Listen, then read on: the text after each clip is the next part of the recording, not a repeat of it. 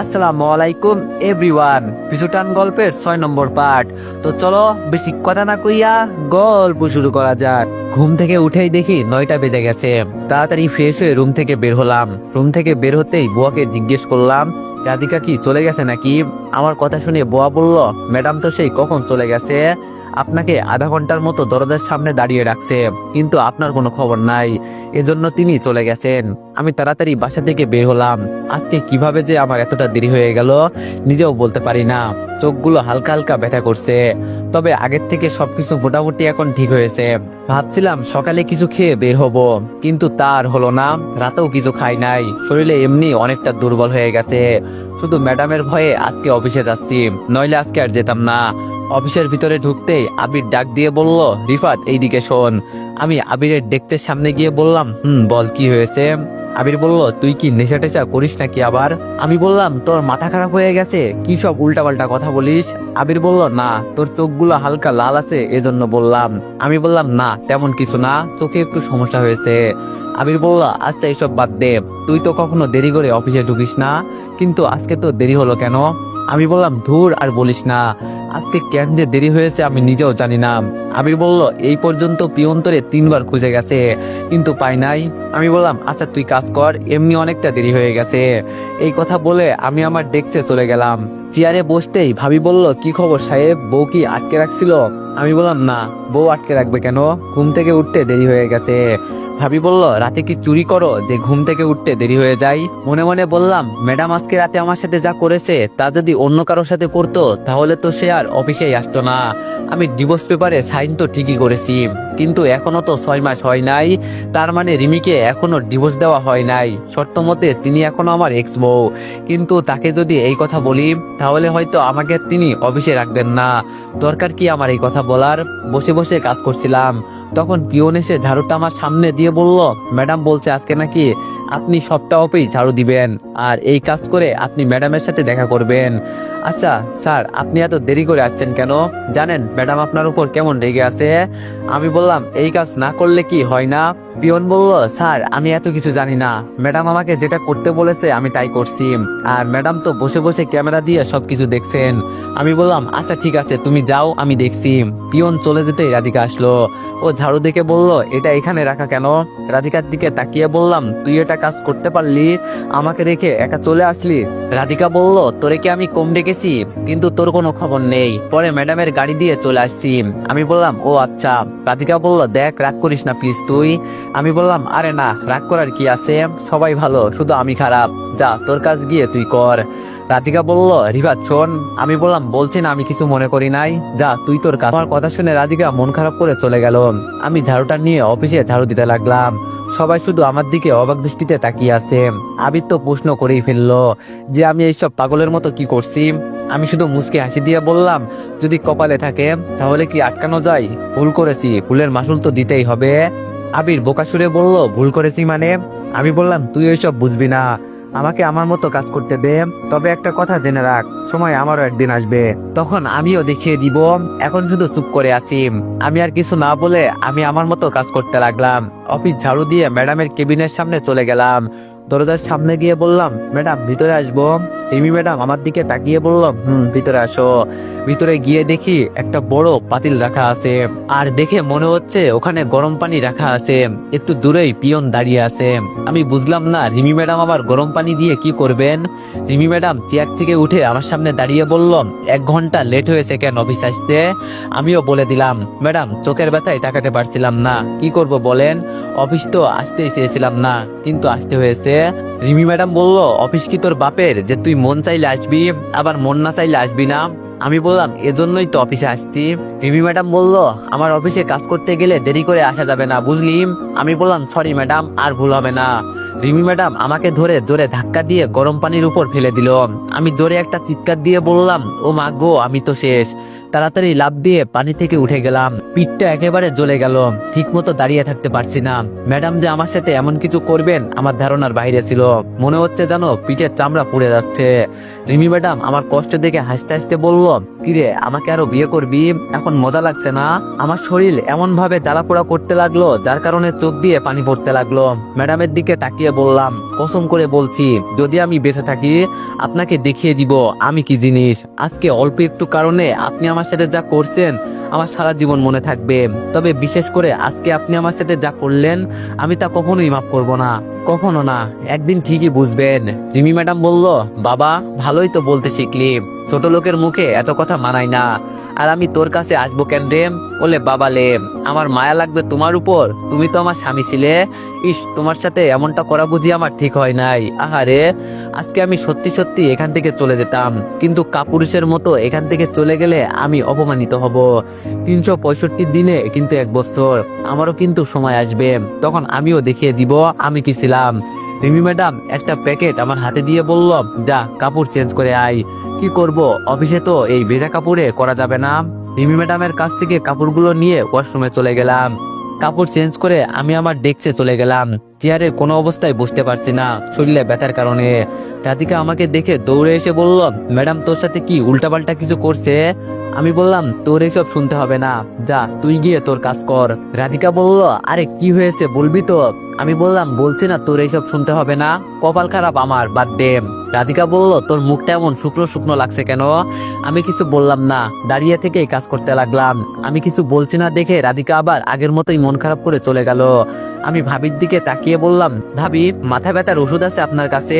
ভাবি আমার দিকে তাকিয়ে বলল, আছে ঠিকই, মাঝে মাঝে মাথা ব্যথা হলে খাই, কিন্তু তুমি কি করবে? আমি বললাম, ভাবি আজকে আপনাকে একটু জ্বালাবো, কিছু মনে করবেন না তো? ভাবি হাসি দিয়ে বলল, আরে না না, কি যে বলো তুমি, বলো তোমার কি লাগবে? আমি বললাম, একটা ব্যথার ট্যাবলেট দিবেন? আমার কথা মতো ভাবি ট্যাবলেট দিল। ট্যাবলেট নিয়ে বললাম, জানেন ভাবি রাত থেকে কিছু খাই নাই ম্যাডামের অত্যাচারের কারণে। একটা মানুষকে কতটা অত্যাচার করলে সে মন থেকে গালি দেয়। আমি যদি বড় কোনো অপরাধ করতাম তিনি আমাকে বলতেন আমি কি করেছি।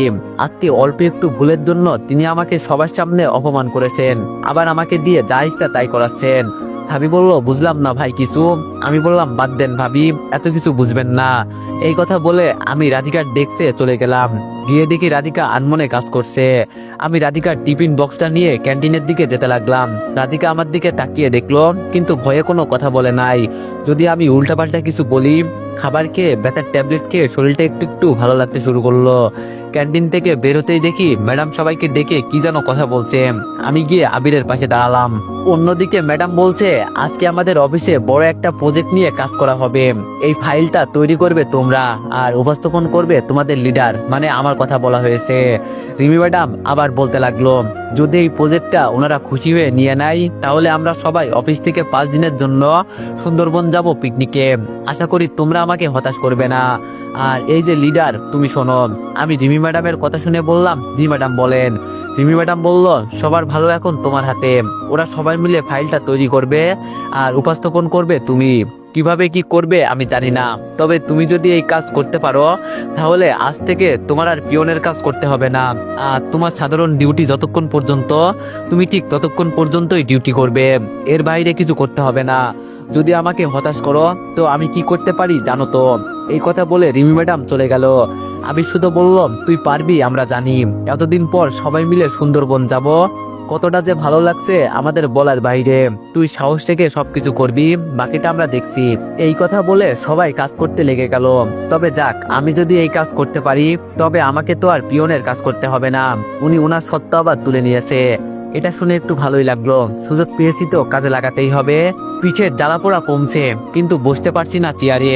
এইদিকে সবাই মনোযোগ সহকারে কাজ করছে, আমি শুধু তাকিয়ে তাকিয়ে দেখছি। আজকে ম্যাডাম বলেছে যে সবাই পিকনিকে সুন্দরবন যাবে, এজন্য সবাই কতটা না খুশি হয়েছে। কিন্তু খুশি শুধু আমি হতে পারলাম না। যদিও আমি ওখানে যাই তাহলে কি ম্যাডাম আমাকে মাফ করে দিবেন? কখনো না, তিনি ওখানেও আমাকে অত্যাচার করবেন। ম্যাডামের এইসব টর্চার আর নিতে পারছি না, এখন আর ভালো লাগে না, আমার খুব খারাপ লাগে, মন চাই অন্য কোথাও চলে যাই, কিন্তু একবার গ্রাম থেকে পালিয়ে আসছি, দ্বিতীয়বার আর এই ভুল করব না। অত্যাচার আমাকে আর কত করবে, করতে থাকুক না, একদিন তো ঠিকই বুঝবেন, সেদিন আমিও বুঝিয়ে দিব এই রিফাত কি জিনিস ছিল। আমিও দাঁড়িয়ে দাঁড়িয়ে সবকিছু ঠিকঠাক করছি, কিভাবে কি করব, জীবনে প্রথম কিছু করতে যাচ্ছি, একটু নার্ভাস লাগছে, তবে আশা করি সবকিছু ঠিকঠাক হয়ে যাবে।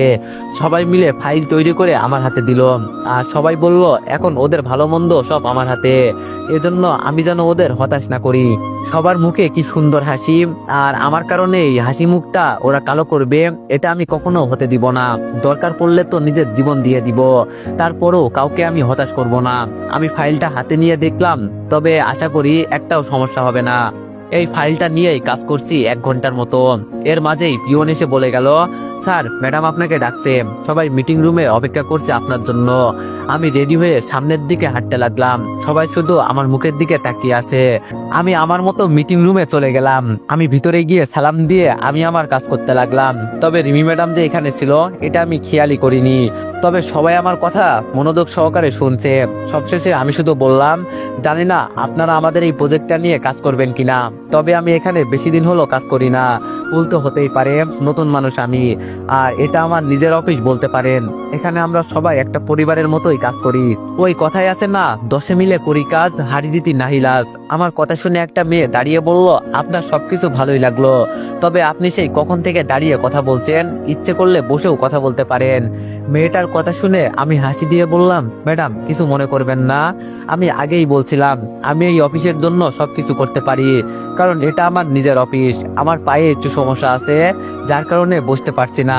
আপনাদের সামনে বসে আমি কোনো বিয়াদবি করতে পারবো না, এজন্য বসি নাই, কেউ আবার কিছু মনে করবেন না। যদি আমার কথায় ভুল থাকে তো মাফ করবেন। এই কথা বলে আমি বের হয়ে গেলাম। তবে রিমি ম্যাডাম শুধু আমার মুখের উপর তাকিয়ে আছে। আমি যে এত সুন্দর করে সবকিছু উপস্থাপন করব তিনি ভাবতেও পারে নাই। মিটিং রুম থেকে বের হতেই আবির এগিয়ে এসে বলল, রিফাত সবকিছু ঠিক আছে তো? আমি বললাম, ম্যাডাম এসে তোদের জানাবে, তবে আশা করি আমার কথায় ওনারা খুশি হয়েছে। এই কথা বলে আমি ওয়াশরুমে চলে গেলাম।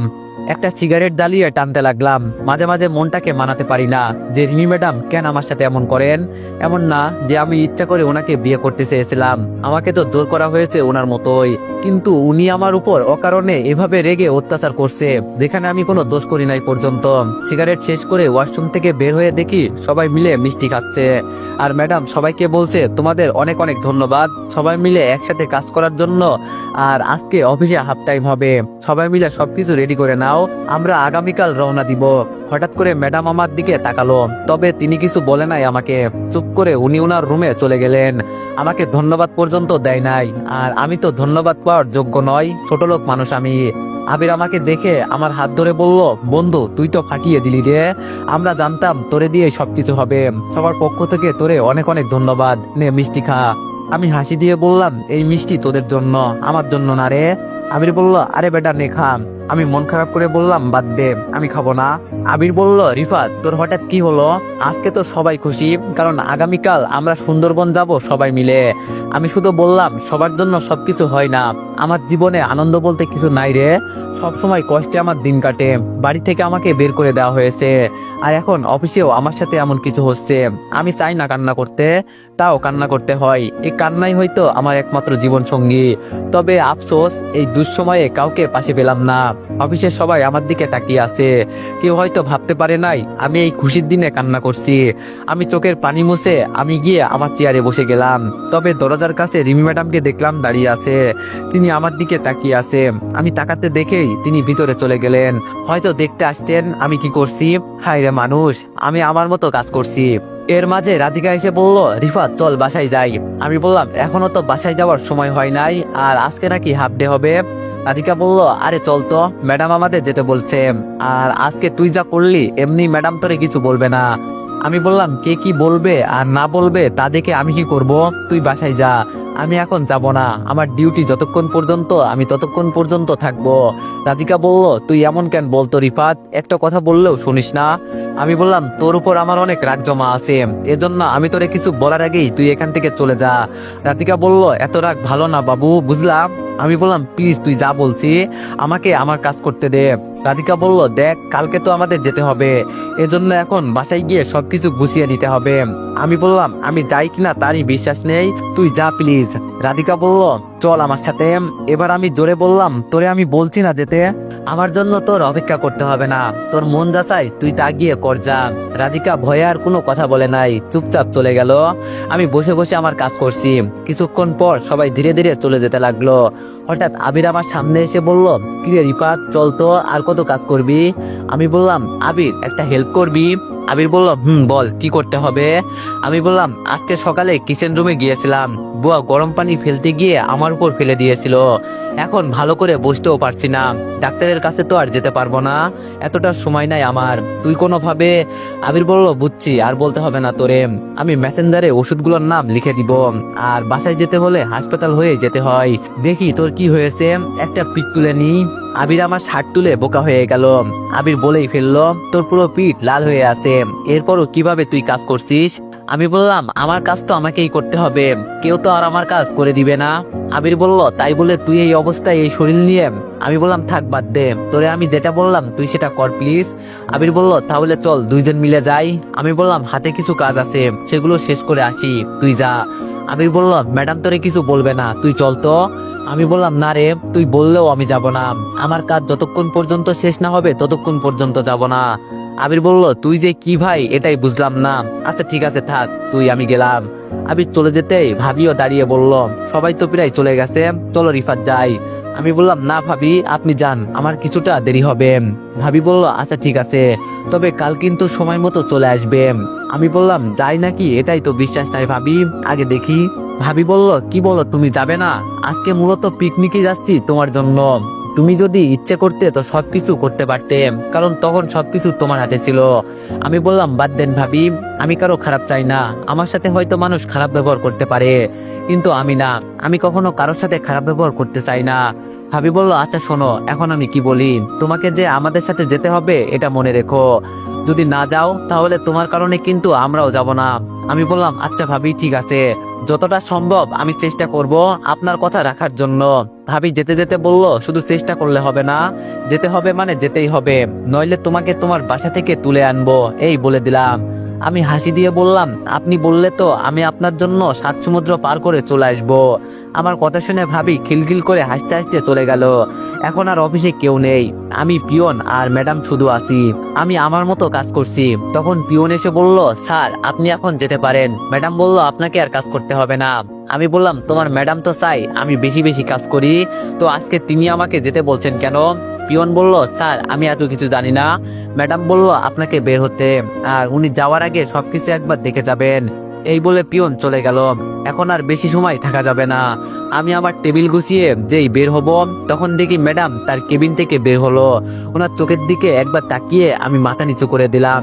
আজকাল মানুষ বুঝে মানুষের মায়ায় পড়তে হয়, যে কারোর দিকে তাকিয়ে মায়ায় পড়া যাবে না। আর রিমি ম্যাডাম তো অহংকারী একটা মেয়ে, ওনাকে আর কেউ চিনুক আর না চিনুক, আমি কিন্তু ঠিকই ভালো করে চিনি। অফিস থেকে বের হতেই দেখি অফিসের গেটে মাহি আর সেই দিনের ছেলেটা দাঁড়িয়ে আছে, যাকে আগে ওর সাথে পার্কে দেখেছিলাম। আমি যেই ওকে দেখে চলে যাব, তখন মাহি বলল, চলেই তো যাবে, আমার স্বামীর সাথে একটু পরিচিত হয়ে যাও। মাহির মুখ থেকে স্বামী শব্দটা শুনে দাঁড়িয়ে গেলাম, তার মানে ও বিয়ে করেছে, কিন্তু আমি কিছু জানি না, আমাকে একবারও ও কিছু বলে নাই পর্যন্ত, আর বলবে কিভাবে, আমি তো এতদিন কারোর সাথে কোনো যোগাযোগ করি নাই। মাহির সাথে থাকা ছেলেটা এগিয়ে এসে বলল, ভাইয়া আপনি রাগ করবেন না প্লিজ, একটু আমাদের কথা শোনেন, আর আমি মাহির হাজবেন্ড, ও আমাকে আপনার কথা অনেক বলে, কিন্তু আপনি তো রেগেই চলে যান, কোনো কথা বলেন না। আমি কিছু বলবো, তখন মাহি এসে বলল, এখনো কি আমার উপর রেগে আছেন? এর মাঝে রিমি ম্যাডাম অফিস থেকে বের হলো। তিনি মাহিকে আমার সাথে দাঁড়িয়ে থাকতে দেখে আমার দিকে চোখ লাল করে তাকালো, আর কিছু বললেন না, চুপচাপ গাড়িতে উঠে চলে গেলেন। ম্যাডাম যেতেই আমি মাহিকে বললাম, তুমি আবার বিয়ে করেছো কবে? ভাই বলল, আপনি যাওয়ার 5 দিন পরেই বাবা জোর করে আমাকে ওর সাথে বিয়ে দিয়ে দেয়। আমি বললাম, আর এখন তুমি সংসার করছো না? আমার কথা শুনে মাইর স্বামী বলল, আপনার মতোই আমারও একটা গার্লফ্রেন্ড ছিল, কিন্তু ও আমাকে ধোকা দিয়েছে, শেষে কোনো উপায় না পেয়ে মাইকে বিয়ে করি। ও মোটামুটি ভালোই আছে, পিচ্ছি হলো মনটা অনেক ভালো। আমি হাসি দিয়ে মনে মনে শুধু বললাম, এতদিন আমি ওর সাথে ছিলাম, আমি জানি ও কেমন ভালো একটা মেয়ে, তবে আমার কপালে ছিল না বলে ওকে আমি পেলাম না। যাক, আফসোস করে কি আর লাভ আছে। মাই আমার হাত ধরে বলল, আমাকে মাফ করে দেন, আমি আপনার সাথে অনেক বড় একটা ভুল করে ফেলেছি। আমি বললাম, থাক এইসব কথা এখন বাদ দাও, এখন তোমার স্বামী আছে, তোমাকে আমি দোষী মনে করি না, এটা হয়তো আমার কপালে লেখা ছিল। ভাই বলল, আমি মেম্বার আর চেয়ারম্যান সাহেবকে সবকিছু বলেছি, আপনি চাইলে। আমি বললাম, এতদিন বাসায় যাই নাই, এখন কি তোমার মনে হয় আমি বাসায় যাব? বলছি না, বাদ দাও, তবে আমার কষ্ট লাগলো কোন জায়গায় জানো মাহি, তুমি ইচ্ছে করে সবকিছু করেছো। মাহি মাথা নিচু করে বলল, সরি, আমাকে মাফ করে দেন, আম্মুর জন্য আমি এমন করতে বাধ্য হয়েছি, আমি আপনার পায়ে হাত দিয়ে বলছি, প্লিজ মাফ করে দেন। আমি বললাম, থাক বাদ দাও, এখন তোমার স্বামী আছে, এইসব কথা বলে এখন আর সময় নষ্ট করতে চাই না, আর তুমি জানো কিভাবে আমি এই অফিসে চাকরি করি? মাহি বলল, আপনি আসার সময় আমি আপনার পিছু নিয়েছিলাম, আর তখন দেখলাম আপনি এই অফিসে চাকরি করেন। আমি বললাম, ও আচ্ছা, তাই বলো, তো এখন তোমরা কেমন আছো, বিবাহিত জীবন কেমন যাচ্ছে? ভাই ওর হাজবেন্ডের হাত ধরে বলল, আমরা অনেক অনেক হ্যাপি আছি, উনি ওষুধ কোম্পানিতে চাকরি করেন আর আমি বাসায় বসে থাকি, এক কথায় আমরা খুব ভালো আছি। আমি হাসি দিয়ে বললাম, শুনে খুব ভালো লাগলো। ভাই বলল, আপনি কেমন আছেন? আমি বললাম, এই তো মোটামুটি আছি। ভাই বলল, আমি কিন্তু আপনাকে ভালো করেই চিনি, মুখে বলছেন ভালো আছি, কিন্তু আপনার মনে অন্য কথা। আমি বললাম, এখানে তো অনেকক্ষণ দাঁড়িয়ে আছি, চলো রেস্টুরেন্টে যাই, খেতে খেতে সবকিছু বলবো নি, এমনি এখনো তেমন কিছু খাওয়া হয়নি। ভাই বলল, তাহলে ঠিক আছে চলেন। রেস্টুরেন্টে গিয়ে খাবার খেতে খেতে রিমির বিষয়ে ভাইকে সব বললাম। সব শুনে ভাই বলল, তাহলে তো আপনি খুব সমস্যার ভিতরে আছেন, চাইলেও যেতে পারবেন না। হঠাৎ করে একটা আইডিয়া এলো আমার মাথায়, রিমিকে তো আমি মরে গেলেও আর বিয়ে করব না, ওকে যদি আমি মানসিকভাবে শাস্তি দিই তাহলে কেমন হয়? এটাই করতে হবে, যেটা আমি চিন্তা করছি। ভাই বলল, কি চিন্তা করে না তো? আমি বললাম, ভাই আমার একটা কাজ করতে পারবে, এটাই শেষ কাজ, পরে তোমাকে আর কিছু বলবো না। ভাই বলল, জি বলেন, কি করতে হবে? আমি যতটা পারি চেষ্টা করব। তো এভরিওয়ান, নেক্সট ওয়ার্ডের জন্য সবাই একটু বেশি বেশি লাইক আর কমেন্ট করে দিও। ধন্যবাদ।